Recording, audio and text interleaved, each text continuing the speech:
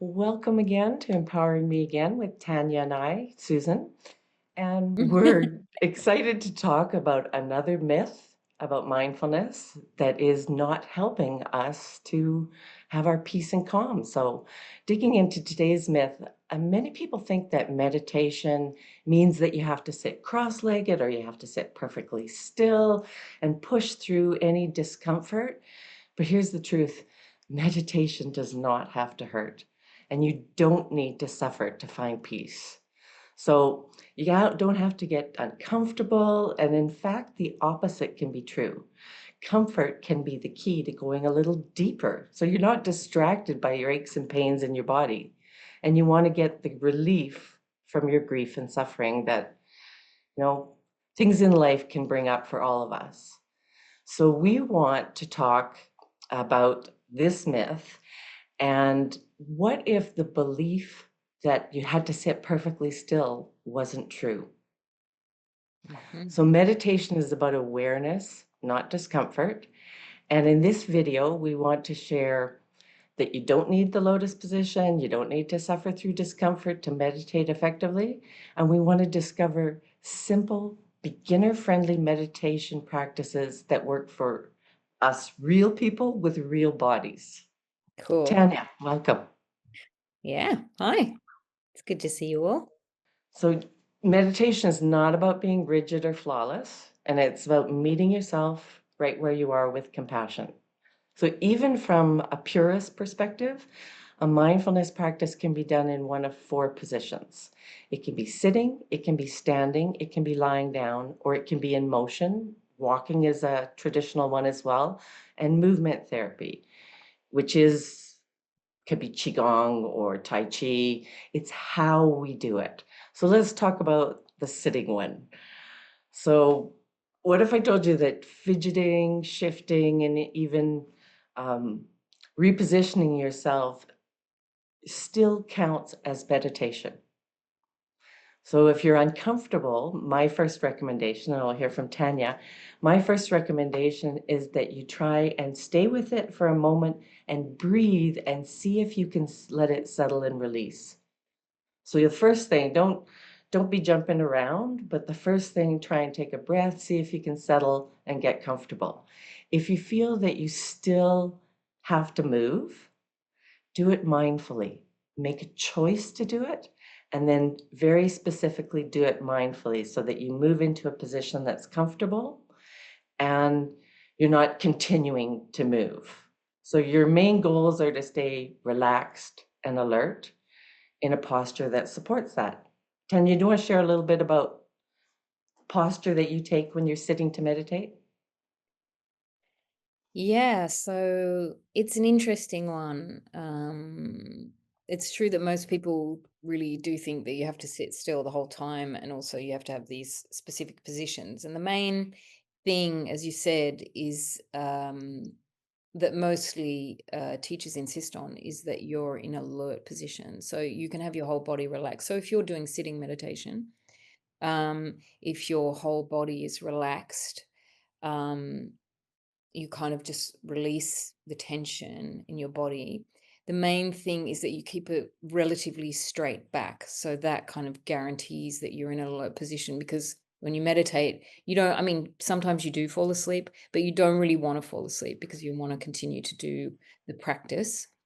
So that you don't fall asleep, the best thing you can do is like keep your back straight. And that's it really. Like your hands, I usually put my hands in my lap, and they can either be one on top of the other, like this, like I do it like this, or sometimes clasped, or sometimes I even put my hands on my knees open. In general, what I like to do is have my hands open because it feels somehow like I'm allowing things to come in, like energy and stuff like that. So, yeah, for sitting, same thing, like I've been in retreats where you sort of meditate for 1 hour or 2 hours, and pretty much guaranteed you're gonna get, at some point, pain.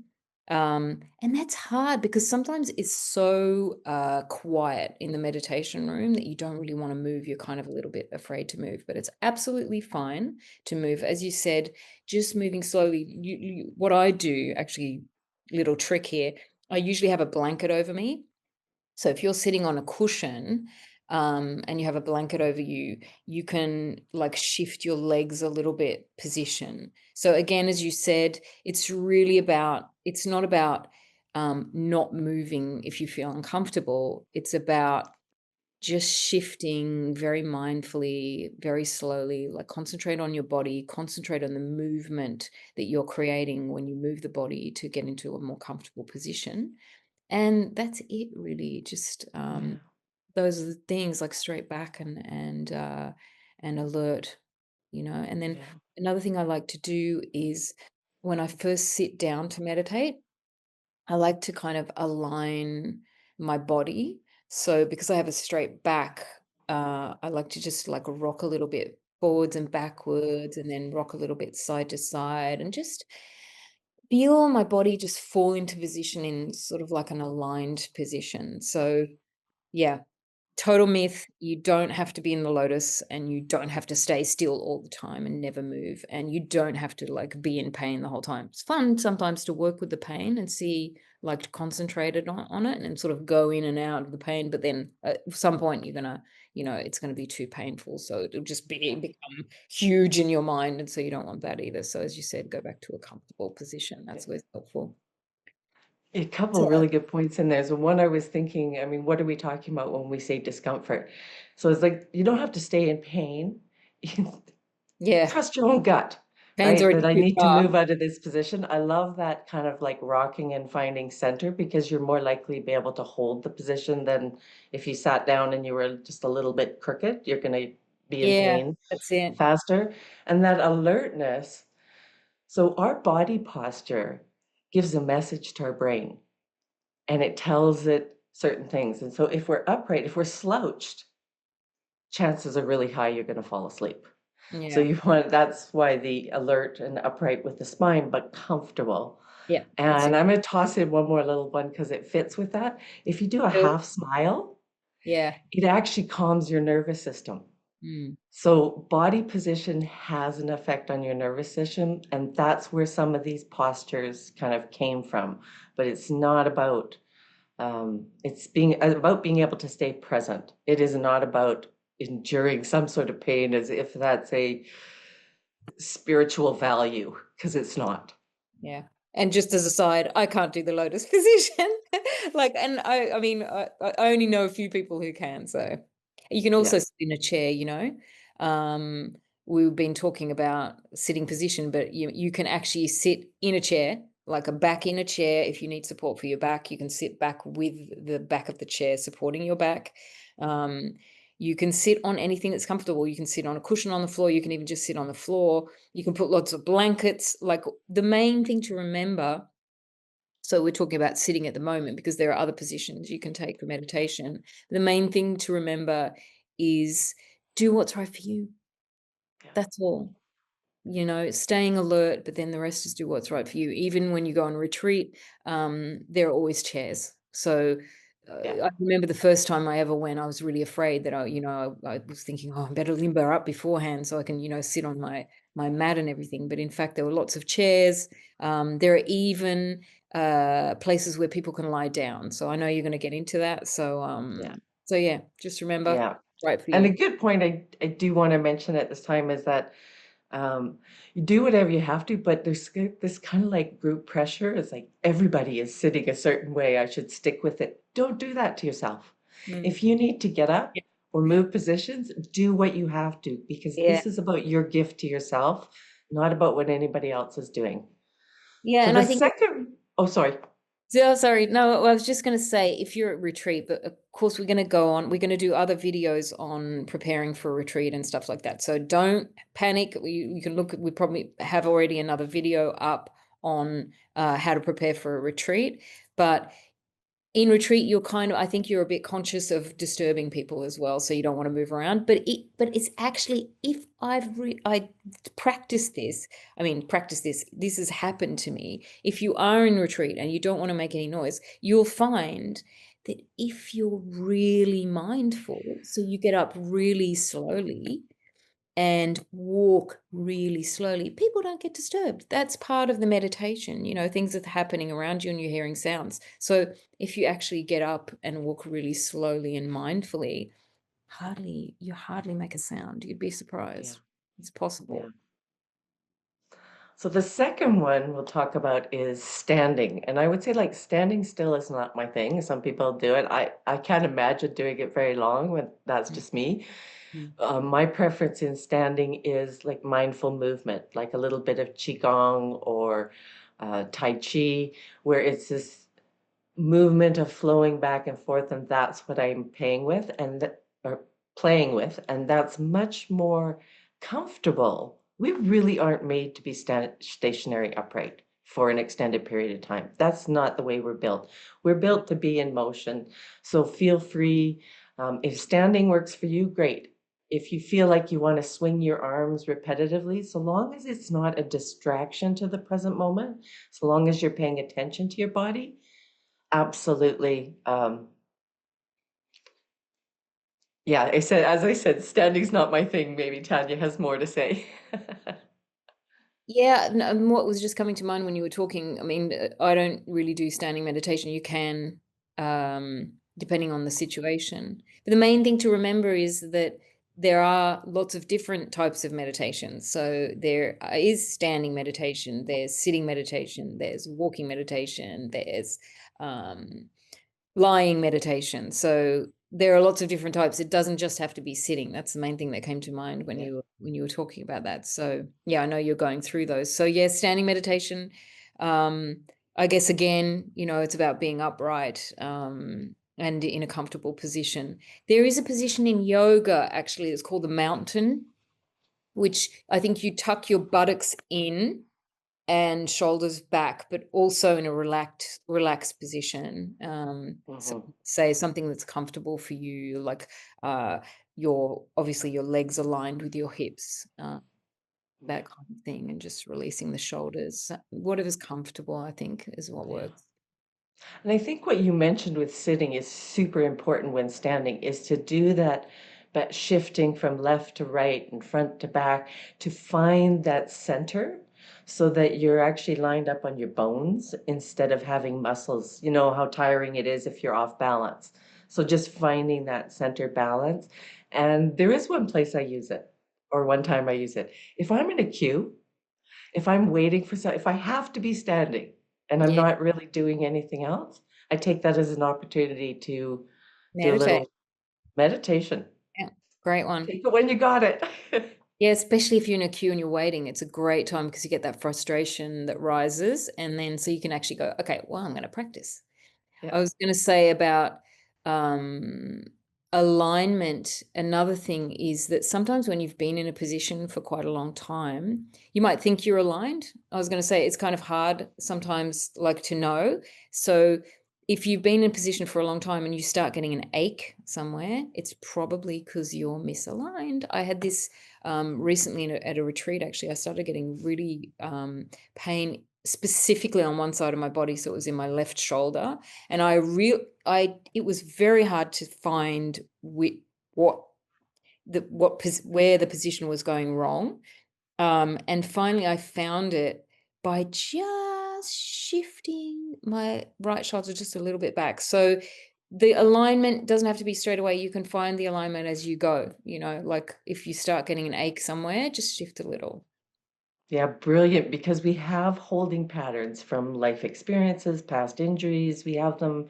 And Exactly. so that's kind of like our familiar one. But when we hold it for a while, we can start to become aware of Yeah. some line of tension that isn't ideal. So you just kind of like reset, settle into it, breathe, do a Yeah. mindful shift if you need to. Good point. Good point. Yeah. Thanks, Susan. So our third one that we'll talk about is lying down. And first I'll share when I use that because I would more often people fall asleep if they're lying down. But where I used it was I had an injury where lying down became a problem. I couldn't lie down more than 10 minutes at a time. So that was seriously impacting my sleep. Yeah. And meditation takes us to a similar place that sleep can, as far as our nervous system and our brain. And so I actually used lying down meditation in short spurts to rejuvenate my body because I wasn't getting a full night's sleep. So Mm. that can be true for anybody with insomnia and stuff too. If you're having trouble being asleep, then be mindful and meditate with your brain so that you're getting benefits, and B, you're not feeding whatever it is that's keeping you up and keeping you awake. Yeah, good point. Yeah. And generally they'll say the same thing as to what you want to do is have your spine be as straight as possible. So we're not talking about being on your side or having a whole bunch of pillows and stuff. It's more effective when your spine is in a straight line. Yeah. But do again what works for you. If your back bothers you, you can put a pillow behind your knees. So again, it's that something that supports being alert and Yeah. yet still comfortable. That's right. I actually, for the lying down, I sometimes meditate in the morning when I wake up. So I am already lying down. In fact, sometimes I find that it's a moment in the day, first of all, during which I want to set an intention. So when you wake up, you're kind of alone with yourself, and sometimes even before you wake up, your mind is always already thinking. So I try to use it to kind of like pause and slow down before I start my day and before I start planning. It's a great time to meditate. You just take 10 minutes even Yeah. and still in bed. So because my mind's kicking in, I just don't even get up and do anything. I just say, okay, I'm going to do a short meditation now and just set an intention for the day. So that can be 3 minutes. It can be done. And when you just wake up, of course, you're not going to fall asleep. So just concentrate on the breathing, as you do, and set Yeah. an intention for the day. It can be really nice. And of course, yoga nidra is something that's practiced lying down as well, but that's more of a sort of relaxation technique. So, yeah, meditation's a little bit different. You want to be a little more alert, as we said. Just always remember alert and comfortable. Yeah. Yeah. And alert, not hyper alert, but present, Yeah. able to be present. I love what you were saying about the morning. We've discussed doing a video, and we will do a video on that kind of morning reset and how to take advantage of that, because your brain is in a different state. It's in transition. It is a powerful, powerful opportunity to reset your day and to avoid getting up and thinking the exact same thought, and setting the day with all the same problems. It's just a powerful opportunity, and we will do a video on that as well. Yeah. If it's not already there, with a meditation for setting an intention as well. So that'll be good. Yeah. Yeah. And there are, we'll post at some point as we're getting around to our videos, a total relaxation one to guide people if they want to guide it. Mm. So the last one that is traditional is walking. So again, a common myth, as we're talking about, is that meditation requires this some sort of perfect stillness, whatever that means, because inside your body you're in motion anyways. The truth is you can move your body and still settle your mind. Oh, sure. I used to hate walking meditation because it was kind of like work. I was like, oh, I just want to sit in here and meditate and concentrate on meditating. But actually, walking meditation is absolutely fantastic. What I found when I do walking meditation is that the simple fact of moving different parts of your body allows you to kind of it sort of activates the brain in a way because when you're performing or when you're doing walking meditation, you're really concentrating on usually the instructions are lift, move, place. So that's we're talking about the feet. So with each foot you lift, you concentrate on lifting, moving, and placing. And that kind of is already engaging your brain. So it actually, over time, allows you to become aware of when thoughts come in or when you get lost in a train of thought. you kind of come back to the walking instead of coming back to your usual anchor, which is the breath or whatever you use. And it's really interesting. And like I have a well, it's interesting and it's also a good thing to practice. It's a good way to practice. And of course, walking, you can do it if you take a walk, like walking in the forest or and often retreats, you can do that. You can go off and walk somewhere. Um, and also, just walking on grass with bare feet, for example, you can really make it something interesting to do. Usually, if you're in a walking meditation room, for example, you go back and forth in a line and you do about 20 feet and then go back again. But yeah, as we said, Susan, we're going to do different videos for all of the techniques that are used, each different one. So don't worry about that. I'm not going to get into it too much. We will give you instructional videos on each of the different techniques. But the main thing about walking meditation is, yeah, you're concentrating. It's a different thing to do. So it can sometimes be really interesting and engaging. My funny story with that one is the last time I went on retreat, I found myself concentrating so hard on the walking. I was kind of like, I started joking with myself or like making fun of myself and saying, okay, what I'm doing here is perfecting the art of perfect walking. So I was trying to get an absolute, like, you know, no, so really, really smooth walking and concentrating on every single part of like my body at the same time. And then I realized I was getting a little bit too attached to the art of perfect walking. So it was quite funny really, but it was great. I mean, it was at IMS and there was like a bowling alley, so you could walk around up and down the bowling alley. So it was really, really fun to do. And yeah, so walking can be it can be a good, at first it's a little intimidating, but don't get intimidated. Give it a try. Because yeah, it can be really interesting to do walking meditation. It's a nice alternative to sitting, so go for it. Yeah. There's a few things I wanted to say about what it's not. Yeah. So it's not walking and letting your mind just go anywhere and ruminate over all Yeah. sorts of, Walking around. thoughts that are bugging you. It's not looking for bright, shiny objects and having your attention bounce around. Mm. You can focus on your surroundings, but your intention is the key. So it's not just a mindless amber, and you set an intention. So you may be focusing on your body, but I've also done it where I focused on just what sounds am I hearing because the birds were so beautiful. Or I could pick a sense, my vision, and I was just looking at like the pretty flowers as I was walking. But it also can, and so that is meditation. Mindfulness is always mindfulness of something. Mhm. Really powerful to, as you said, to focus on what you're feeling in your body. And it Yeah. could be this one point, just the bottom of your feet, or it could be how your body is moving. So it's the intention is the difference. And I also have used it, um, for example, at work in really, really busy, high stress times. I would use it when I walked to the bathroom.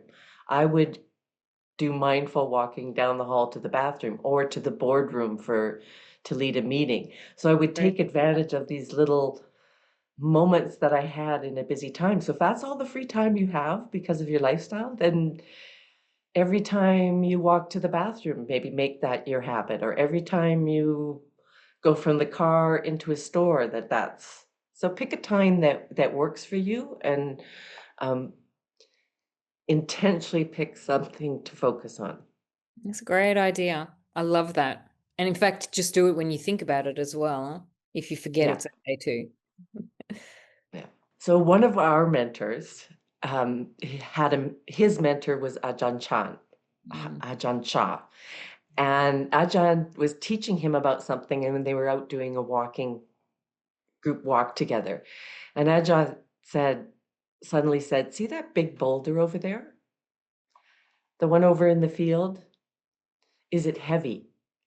And the people that were walking with him said, "Yes, it's heavy." And he said, "Not if you don't pick it up." So when you're doing your walking meditation or any other kind of meditation, try not to pick up the heavy boulders that are unpleasant. You're giving yourself a break from them. Mm, that's a really nice story. Thanks. So Okay. we'll save the walking, how to walk for, or how to do these. We'll do some individual videos to help make it easier because we are aware in our experience what comes up and the questions that come up, and they're deserving of a little bit more support for you. Yeah, that's right. So good point. Don't hesitate. Like, if you have any questions at all, put them in the chat. We will answer all of your questions. We'll either make a video on it if it's got enough, if there's enough material to do it, or we'll answer you in the chat. So don't hesitate to do that. And yes, we will be doing step-by-step guides because, of course, if you are just starting to, as we know, Susan, if you are just starting to meditate, you kind of want to have a step-by-step guide to how to do everything. So we'll give you step-by-step guides for sitting meditation, walking meditation, standing meditation, lying meditation, just showing you like what's kind of the general attitude and what we've learned as teachers. So that can Yeah. always be helpful. Yeah, so coming back again to, the key thing we want to share with you, it's meditation is not supposed to be toughing it out in pain and discomfort. You're supposed to enjoy it and be alert with it. So choose the position that works the easiest for you to meditate. And you may find that at different times, different positions are helpful. Yep. For example, I mostly do sitting meditation. But when I'm processing something or something's feeling like it's a little bit stuck, I will actually go and do walking meditation because, again, that bilateral movement helps with brain processing. We Mm, actually know that. So I'll go and do, a walking meditation. So different times, different things coming up in life, different positions are going to help you play with them. yeah. That's great. Great advice as usual. Thank you, Susan. We look forward to sharing more about our journey and the wisdom, the ancient wisdom of mindfulness. And really, it's more than mindfulness and meditation. It's about empowering you to have the best life, the most peaceful life, and joyful life. And it does include healing some of the wounds that we've all picked up in life. Yeah, And we want the best for you. yeah, absolutely. Empowering you again. Thank you so much, Susan. And we'll see you guys very soon. Don't forget, if you like this, like and subscribe, obviously. And we'll see you again very soon. It's been lovely to talk. Thank you, Susan. Thanks. See you soon.